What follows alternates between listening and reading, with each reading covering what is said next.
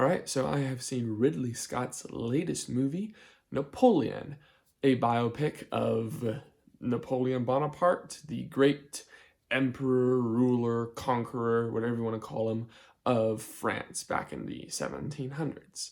Now, just to go straight forward, I am not an expert on the life of Napoleon. I would say I know slightly above average.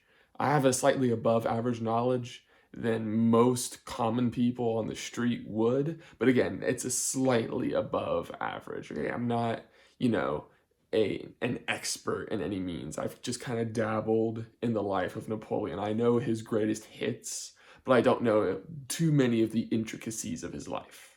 I haven't spent a significant amount of time studying him and his life. But I am a fan of Ridley Scott. He's made some really good movies, and I was really curious to see what he could do with such a monumental figure, Napoleon.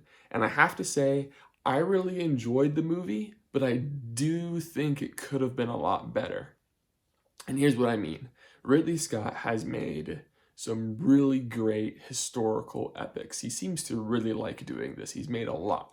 He's made Gladiator, Kingdom of Heaven. He turned Robin Hood into a historical epic. He did the Last Battle a couple of years ago. He really likes this genre, and I really like this genre too. And this is something that he really does well, especially battle scenes. The battle scenes in this movie are 10 out of 10.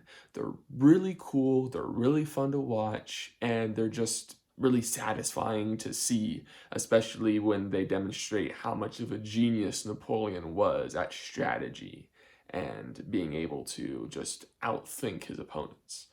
Really well done. Unfortunately, this movie really falls short in being personal.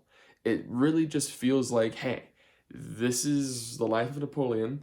These are Napoleon's greatest hits. These are all the significant things that happened in Napoleon's life, and we're just gonna show you from a outsider perspective of what happened, with the one exception being Napoleon's relationship with his wife, Josephine, his tumultuous relationship with her.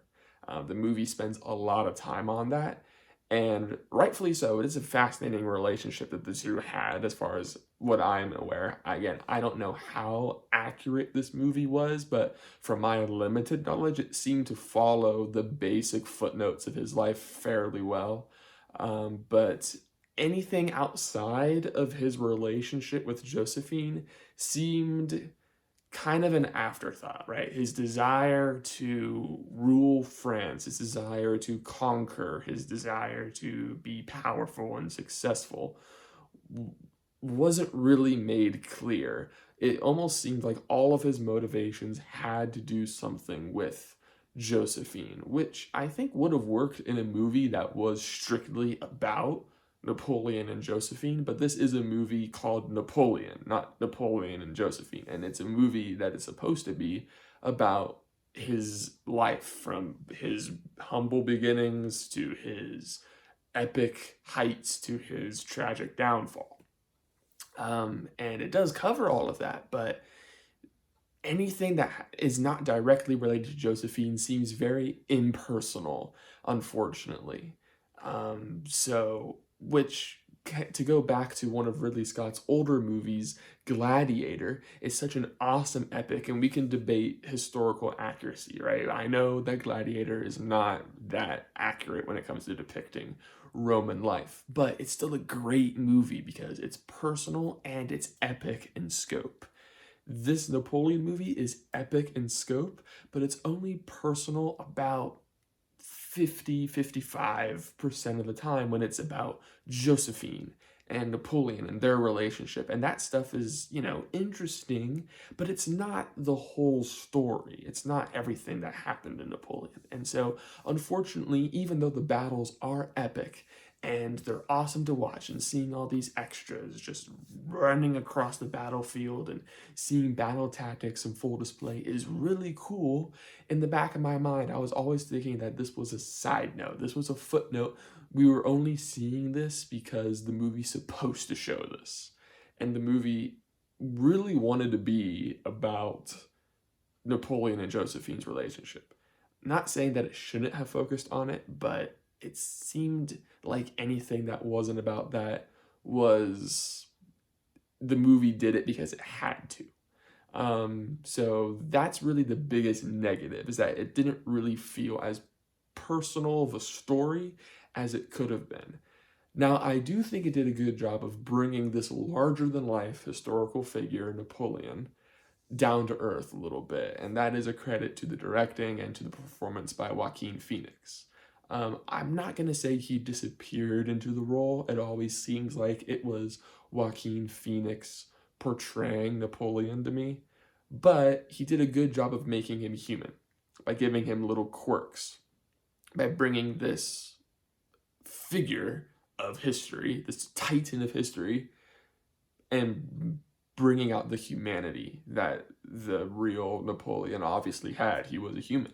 So he obviously had quirks and personality traits and stuff that we may not know because we're so far removed and we've put him on such a pedestal. And Joaquin Phoenix, his performance brings him down a peg. So I appreciated that. I also appreciated Vanessa Kirby's performance as Josephine. She does a really good job of bringing out some personality and some real fire in that character. And the set design, the costumes, the special effects, I didn't have any problem with any of that. It all seemed really good to me, really well done. Clearly, a lot of effort and a lot of love went into this movie.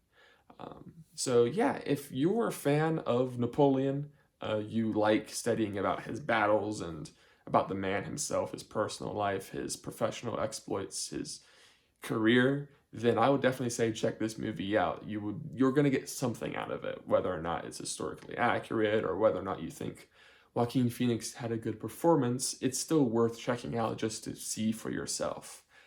If you're not a big fan of long historical epics, I would say give this one a skip. There's not enough action that would keep, more casual moviegoers entertained. It's not necessarily a slow burn, but it is a long movie, and it's a long historical epic. And if that's not really your thing, then go ahead and skip it, or you can wait until streaming. But yeah, so that's kind of a passive recommendation on my part. But if that sounds interesting to you, then go ahead and watch Napoleon and see for yourself.